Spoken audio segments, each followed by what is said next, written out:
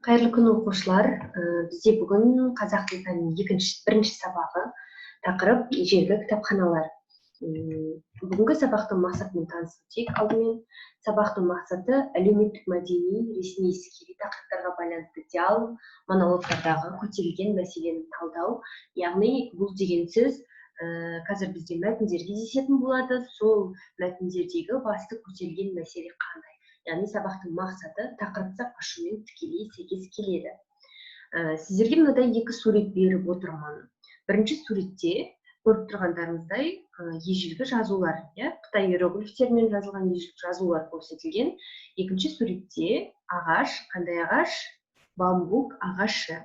Бұл екі суретті не байланыстырады деп ойлайсың? Дұрыс, екі суретті байланыстыратын осы ежелгі жазу жазатын материалдардың ең алғаш осы бамбук ағашынан жасалуы, қазіргі уақытта да солай. Келесі, бұл сұрақтар берілген. Төменде сол сұрақтардың жауабын зум кезінде талдайтын боламыз. Алдын ала ауызша айтуға дайындалыңыз. Яғни сұрақтардың жауабына алдын ала ауызша айтыңыз. Зум кезінде кезектен кезек осы сұрақтарға жауап беретін боласыздар.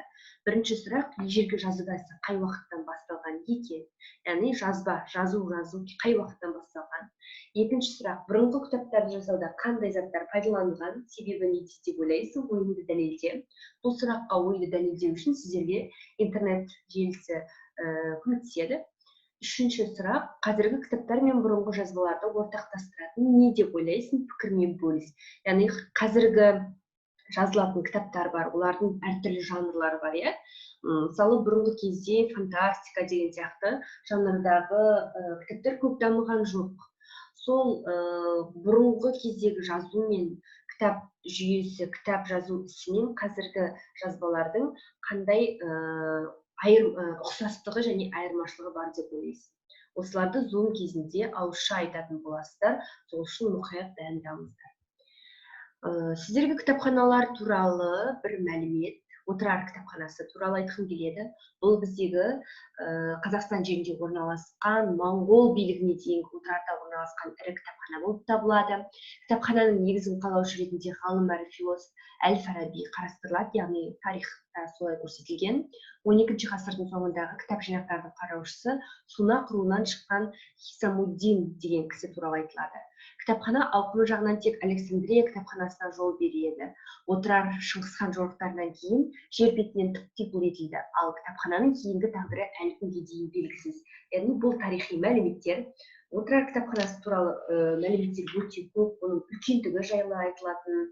Отырар кітапханасы тіпті 1200 жылға дейін 1200 жылға жуық уақыт дүние жүзіндегі ең үлкен кітапханалардың бірі болған.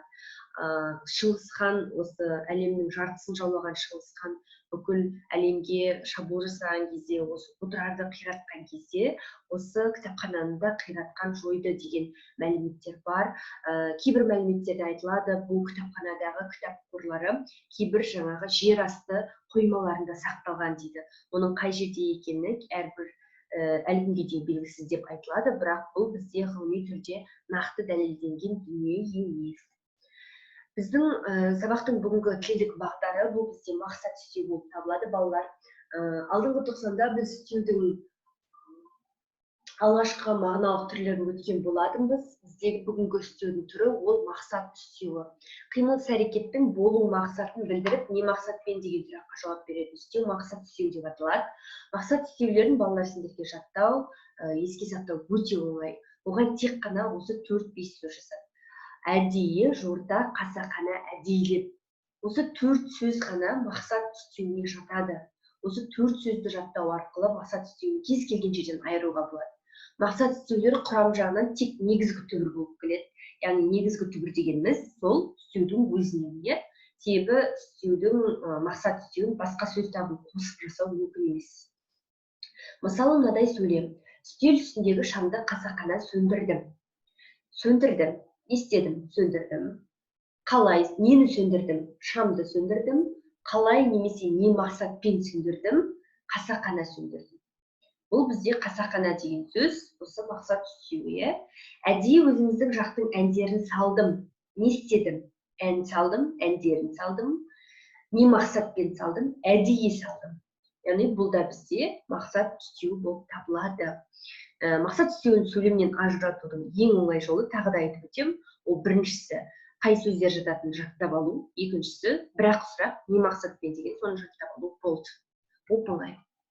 Келесі тапсырма сіздерге орындалуы тиіс тапсырма. Тапсырманы орындап дәптерге суретке түсіріп маған жекеме жібересіздер.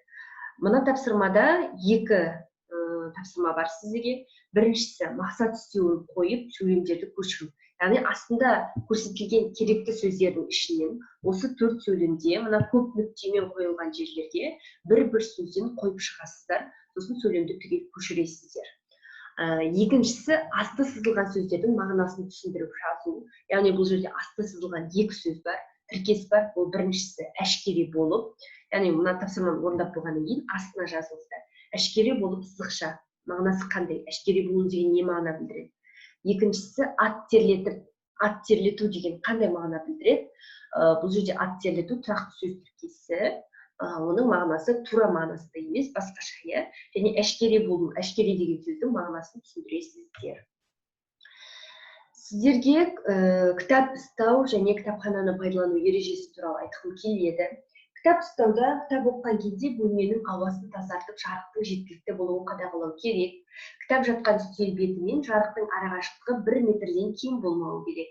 Кітапты күнделікті үзбей оқып, дағдыға айналдыру керек. Ол үшін күнде кітап оқуға 3-4 сағат бөлуді жоспарлау керек дейді. Бұл жалпы ережелер балалар. Бірақ 3-4 сағат кітаптан арылмай отыру, бұл сендер сияқты жаңағы балалар, сендердің жастарында балаларға кішкене қиындау. Сол үшін максимум 1 сағаттарыңызды арнасаңыздар болады қазіргі уақытта. Кітапхананы пайдалану ережесі, бұны бәрін білесіңдер. Мектептегі кітапхана, кітапты оқып ұстау, бетін сызбай, боямай, кітаптардың орналасу бетін бұзбау. Кітапханаға барған кезде бір кітапты алып, екінші бір сөреге ауыстырып қоюға болмайды. Алған кітапты мезгілінде қайтару, яғни бір әдеби кітаптар алсаңыздар, оған мысалы кез уақытында қайтару. Кітап жоғалса немесе жыртылып қалса, орнына дәл сондай немесе мазмұны мен бағасы оған тең басқа кітап тапсырылады дейді.